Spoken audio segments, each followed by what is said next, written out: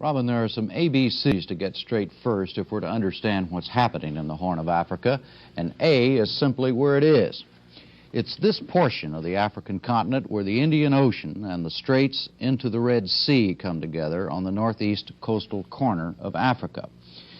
It's made up of the nations of Somalia, Ethiopia, and portions of Sudan and Kenya down here, as well as the small and independent state of Djibouti, which is located right there. Now, as Robin said, there are two areas of warfare in the Horn going on right now. One is in the Eritrea area of Ethiopia, along the coast of the Red Sea. Now, this is where Eritrean guerrilla forces are fighting Ethiopian troops in the cause of Eritrean independence. Then over here, there's the bigger conflict in the Ogaden region of Ethiopia, between Ethiopia and Somalia. And latest reports have the Somalis occupying most of this entire Ogaden region. Robin?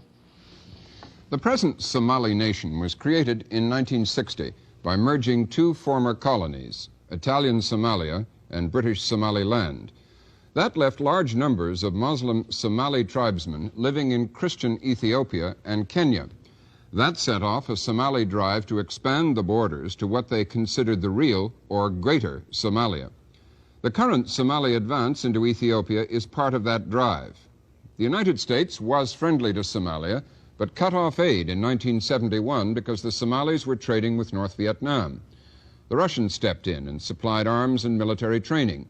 In return, the Soviets got the use of the Red Sea port, Berbera, which they began to develop for the use of the growing Soviet Navy. Then, last summer, the Somalis used their strong, Soviet-trained army to support an attack on Ethiopia. But what the Somalis found was that the Soviets were also helping the Ethiopians with military aid. The Somalis felt double-crossed and kicked the Soviets out of the country and out of the port of Berbera. Then the Somalis asked Washington for aid. So far, they haven't got it. The Somali ambassador to the United Nations is Abdirazak Haji Hussein, a former prime minister of Somalia. Mr. Ambassador, what is the military situation now? Are we correct in saying, as Jim did, that Somali forces are far inside the Ogaden? It's not correct that the Somali regular forces are far inside the disputed area. Not regular forces? Not regular forces. What are there is the forces, the indigenous liberation movement of the territory. Of course, the Somali Democratic Republic is, as we said several times, and I would like to repeat it again here, is that we are supporting morally and materially this liberation movement of the territory, which we believe it is in keeping with the general principle of the United Nations Charter as well as the Organization of African Unity Charter. We have another map. Have you got the other map that that shows the close-up here of the corner? Roughly how far inside this are these indigenous forces and your troops who are supporting them? Well, the liberation movements, according to information available to us so far, is almost on the verge of the city of Harar. And they have already succeeded in liberating the major part of the territory, of their territory. And I think that if it were not because of the intervention, military intervention on the part of the Soviet Union, by now they would have been able to regain their complete and total victory. Which you consider the part of greater Somalia, the real Somalia, which exists inside the present Ethiopia. Well, you know, we have never, this word Greater Somalia has never been a child of Somalia. What we have said instead, right from the beginning, was and still is the right of the Somali Union, Somali people to be reunited. I see. Do you expect, because of the Soviet aid and the buildup of that aid to Ethiopia, which you've just referred to, does your country expect an Ethiopian counterattack now on your country? Of course, we are expecting, and we have alerted the world and warned from the mouth of my president about 2 weeks ago that, according to information available to us, this kind of invasion against Somalia could be expected any moment from now. Have you, is your request for American aid still in Washington? Is it still outstanding? Have you renewed it? As far as we are concerned, yes, it is still outstanding. And what answer have you got so far? Well, so far we did not have any definite answer, but we hear through the news media that the United States of America is still reluctant to return on its original decision. I see. When you, to put it crudely, asked the Soviet forces to leave, did you do so with any understanding that there would be American aid? Not at all. You did not? No, we didn't. But you believe that you were promised American aid up last summer, I believe. Is that correct?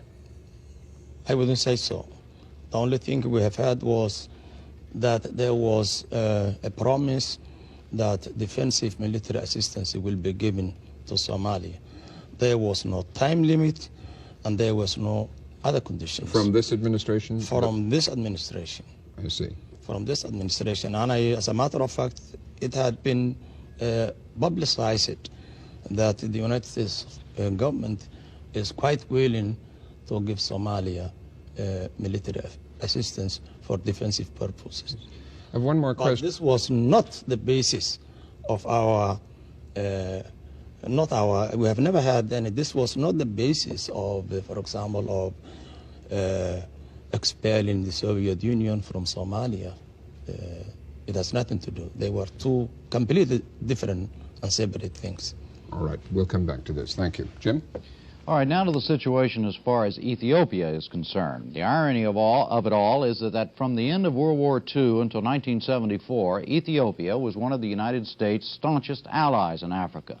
There was a close relationship with the well-known Ethiopia leader, Haile Selassie, the Lion of Judah, as he called himself. During Selassie's reign, half of all U.S. foreign aid to Africa went to Ethiopia. But Selassie was deposed in 1974, and an army-led coup established a Marxist-oriented government. The new government became friendly with the Soviet Union and increasingly hostile toward the United States. Last April, the United States stopped all military aid to Ethiopia. Most U.S. officials were then forced to leave the country. The ties to the Soviet Union were thus strengthened. Soviet weapons and military advisors, along with Cubans, came to Ethiopia, and this support was stepped up considerably after the Ethiopians found themselves on the losing end, both in Eritrea and in the Ogaden region against Somalia. There's some dispute about it, but the best intelligence sources estimate that there are some 3,000 Soviet and Cuban military advisors now in Ethiopia. The word is, as the ambassador just said, that the Ethiopian plan is to soon launch a major counteroffensive to win back Ogaden. Today, the leader of the Ethiopian government accused President Carter of coordinating an international plot to arm Somalia and put the Horn of Africa under anti-Ethiopian forces. Well, Congressman Don Bonker, Democrat from the state of Washington, just returned from a fact-finding tour of the Horn of Africa. He and Congressman Paul Sangus met with Ethiopian leaders. Both are members of the House International Affairs Committee, and their written report on their trip says the potential for violence and instability is great in the Horn of Africa. They gave that same message to President Carter last week at a White House meeting. Congressman, first, what is the basic Ethiopian view of the fighting in the Ogaden region against Somalia? Well, the Ethiopians view this with understandable alarm because it represents a possible dismemberment of their nation. They feel that the Somalis invaded in the Ogaden. These are internationally recognized borders, and in 1964 the OAU indeed recognized all of the borders in Africa. So when the Somalis attacked, they could only do what would be expected of any nation, and that's move to protect their own territory. They don't see it as an indigenous move for independence, as the ambassador just portrayed it. Well, that's one of the problems, Jim, with all of the areas of Africa. There are Somali inhabitants in that area. but it happens to be inside Ethiopia. And I just don't believe that, that the Ethiopians are going to allow their country to be carved up. Now, one can say that while all of the African leaders support fully Ethiopia's case in the conflict over the Ogaden, there is understandable concern over Russian motives and intentions in that area and the supply of such massive amounts of Soviet equipment to the Ethiopians. All right, now that brings me to my next question, Congressman, about Ethiopia. The Somalians have charged in the past, and others have suggested, that Ethiopia is now, to put it bluntly, under the thumb of the Soviet Union. Did you find that to be the case when you were there? I think one could make a good case for that, not only with the massive supplies that we saw actually when we were in Ethiopia. In fact, we were delayed 2 days because of a disabled Soviet airplane on the runway. We also understand that there has been a new commission established that's representative of the Ethiopians, the Russians, and the Cubans. And the Russians and Cubans outnumber the Ethiopians. So I think that they will continue to assert influence and growing influence over military and political decisions in that country. All right. Military decisions. The ambassador said, and I said also a moment ago, and it's been well reported, that the Ethiopians are planning a counterattack in that Ogaden region to get that land back. There's no question in your mind, is there, that that's going to happen? I think that's going to happen, but I think one must look carefully at the map. It's almost militarily impossible to clear the entire area of the Somalis. So they'll probably concentrate their attack in the north, in Harar, and possibly move beyond the Somali border to capture Hargeisa and possibly Berbera. That would be for strategic reasons, because if they can succeed in doing that, then perhaps they can negotiate with the Somalis to have them clear out the entire Ogaden region. But militarily, it's impossible to take a total front and succeed in that area. Well, it's not. The crucial question here is, if, assuming there is a counterattack, and assuming that the Ethiopians have been well supplied with Russian arms and other kinds of support, and assuming that they can whip the Somalians in that area, doesn't then the question become whether or not they will in fact stop at their own border? I mean, for instance, if they're able to, one way or another, get this land, this particular, this is the Ogaden region, if they're able to get that back and regain control of it, then the question is, are they going to continue going into Somalia, and are we going to have a real war on our hands? You talked to the Ethiopian leaders about that. What did they tell you? Well, we asked Colonel Mengistu, who's head of the DIRG. And the DIRG is the ruling body of Ethiopia. Right. That's correct. And he said that he had no intention of moving beyond the border. He also said that he didn't want to make the same mistakes that the Somalis made. And we also met with the Russian ambassador. Same mistake to Somalia. What do you mean by that? By invading another country's by coming borders. in there in the first place. Yeah. Right. And we also asked that of the Russian ambassador to Ethiopia, and he said his country would not sponsor such an initiative. But again, I think that's the only way that the Ethiopians are going to regain their entire area. And should they move beyond that line, then that adds a new dimension to the conflict, and it'll quickly spread not only throughout northern Africa, but the Middle East as well. You think there's every likelihood that that's going to happen? I think there's a good possibility it will happen. Yeah. All right. Thank you, Congressman. Robin? The confrontation in the Horn of Africa takes on a certain global significance, not because of what the Horn is, but where it is. The Horn divides the Red Sea from the Indian Ocean, and analysts say it's of substantial importance to the Soviet Union. The former Russian naval base at Berbera, Somalia, was used to monitor oil tanker traffic in the Red Sea. The base also gave the Soviets their only base on the Indian Ocean, a region of growing importance to the Russians. The ocean off the Somali coast is considered a prime fishing ground. The Soviets, when they were on friendly terms with the Somalis, made clear their intention to increase their trawler fleets in the region.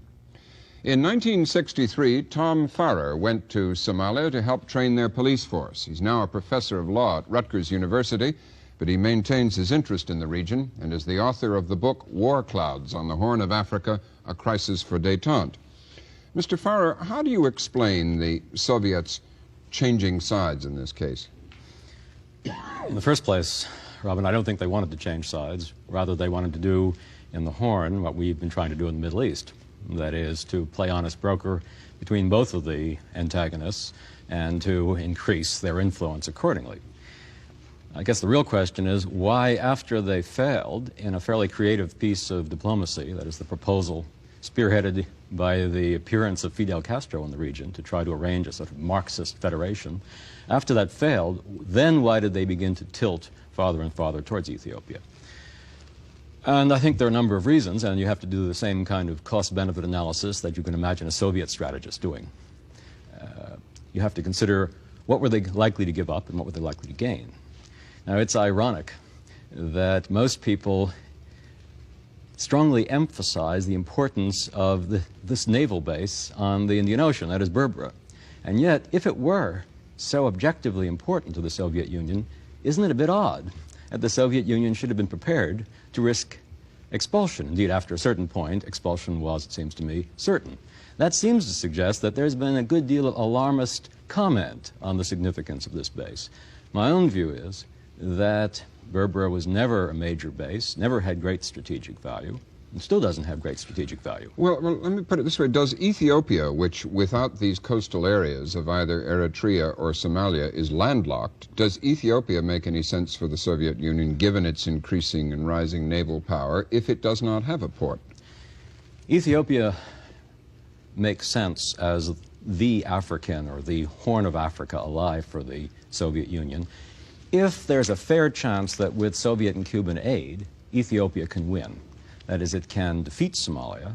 Even if it doesn't occupy the coastal regions, it can still defeat Somalia and then turn its attention to the insurgency, the rebellion in Eritrea, and gradually reclaim the Eritrean coast, which is at the present time is virtually in Eritrean hands. And I think the Soviet calculation was that with their assistance, the Somali attack could be blunted. And part of that calculation, of course, rests on the assumption that the U.S. would not provide significant support to Somalia. What is the American strategic interest in the Horn of Africa? I think our strategic interest in the Horn of Africa is objectively very modest. But the danger is that if enough people are convinced that the Horn of Africa is strategically significant, then, as Congressman Bonker said, there is a danger of more and more countries being drawn in. Although I cannot believe that there would be a major escalation of the conflict geographically into the Middle East. That seems to me extremely unlikely. But the real danger is the constant reiteration, as even in your opening remarks, that this is an area of great strategic significance. I think that that case is yet to be made by the congressman or by anybody else. How do you explain, you mentioned the Middle East, how do you explain the rather strange bedfellows there are in this relationship? As I understand it, you have the Ethiopians with allies in the Soviet Union and Israel, and the Somalians with allies in presumably Egypt, the Sudan, Saudi Arabia perhaps. How do you explain that, looking at it objectively? First of all, there's the old Middle East saying, the enemy of my enemy is my friend. Of course, this is very complicated for Israel, since although Ethiopia is seen, at least historically, as the enemy of the Arab states, at the same time the Soviet Union is seen as the enemy of Israel in the Middle East. So it makes the Israeli decision a very conflicted one. One of the things you have to consider, I think, is that Israel was in Ethiopia for a long period of time as a major source of technical assistance and military training. And there are a certain number of Israeli strategists who were there during that period, who have a sympathy for the Ethiopian situation, who feel that in the longer term, the Ethiopians are a fairly stable ally of the Israelis simply because of the historical enmity between Arabs and Ethiopia. I see. Robert. Thank you. Jim? Yes, gentlemen, let's talk for a few moments about peace rather than war. And let me begin with you, Ambassador, bouncing off something that Congressman Bonker said, that if Ethiopia, assuming there's the counterattack, to lay out the scenario I did a moment ago, assuming there is a counterattack, and with the help of Soviet weapons, etc., that Ethiopia is able to win back the Ogaden and occupy it, would Somalia then say, okay, forget it, the war is over, or do you think there could be a continued war, or that will just merely escalate it? Mr. Ambassador? Did you understand the question? No, I'm sorry, I didn't understand. I don't think you understood the question, Jim. You weren't. Well, it was probably too long and complex. Probably my fault, Mr. Ambassador. Let me try again. If Ethiopia does win the Ogaden back, as they seem determined to do with the help of the Soviets, would that end it as far as Somalia is concerned, or would you, in fact, try to get together a counterattack? Would that merely escalate the war, or do you think it then would be possible to sit down and resolve the dispute? Well, if I understood it very well, because unfortunately I don't hear very well, but if I understood the question put to me, it said that if the Ethiopians recaptured the Ogaden and would not encroach the border known as the Somali Democratic Republic, would that be acceptable to the Somali Republic? Is that the question? Yes, sir. Yes, sir. Well, in the first place, we must first of all establish that this war which is going on in the area is a war of liberation.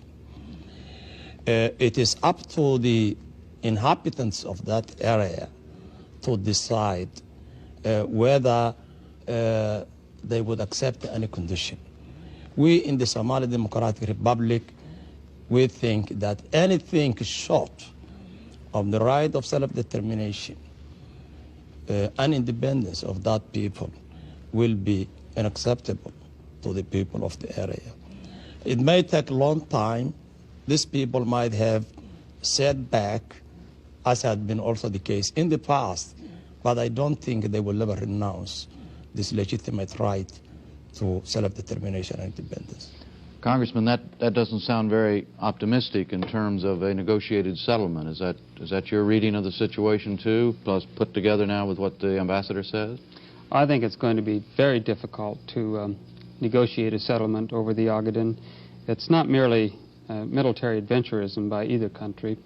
It's something that's felt deeply at the grassroots level. Many of the present Somali leaders come from the Ogaden, and they have tribal links and a very deep-rooted compassion for the people who reside in that area. Ethiopia, for her part, is totally committed to the territorial integrity that's now recognized by all international organizations. So I just don't believe there's going to be a short or long-lasting peaceful settlement to the Ogaden. You know, it's going to take a military solution? It may have to take a military standoff. All right, Robin?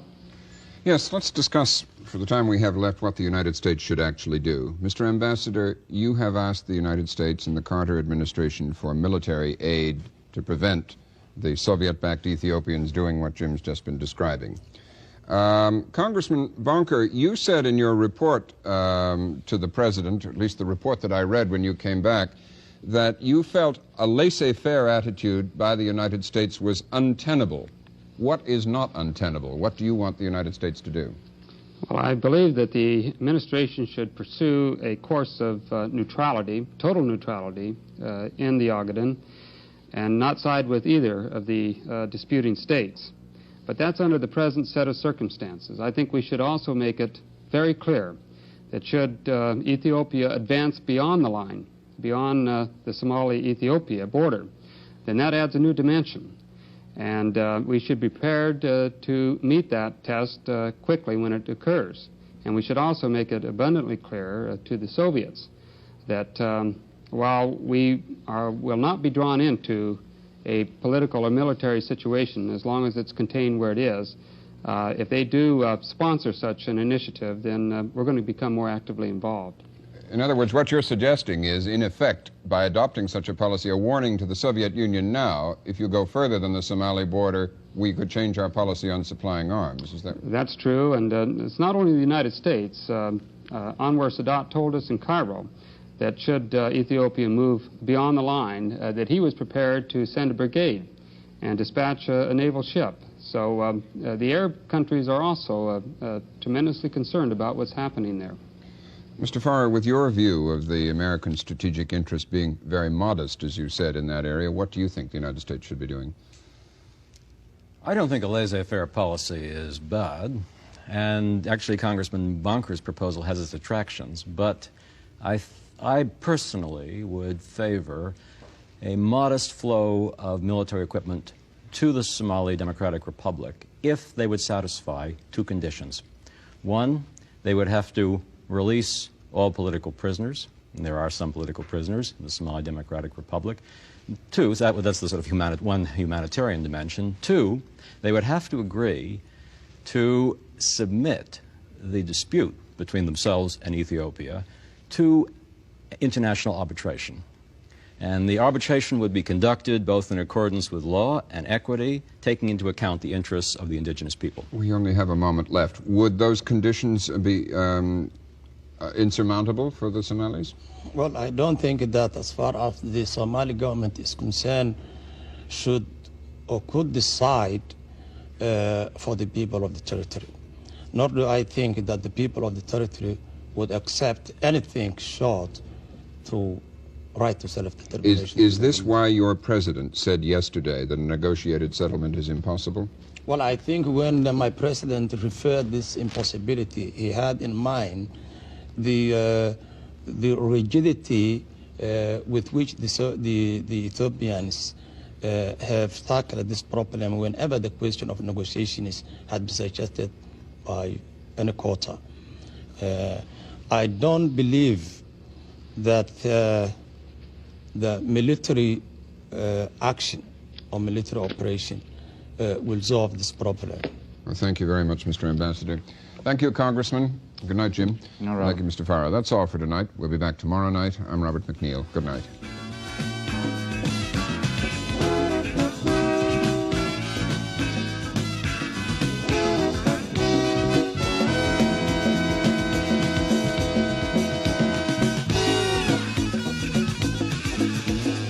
For a transcript, send $1 to the McNeil-Lehrer Report, Box 345, New York, New York, 10019.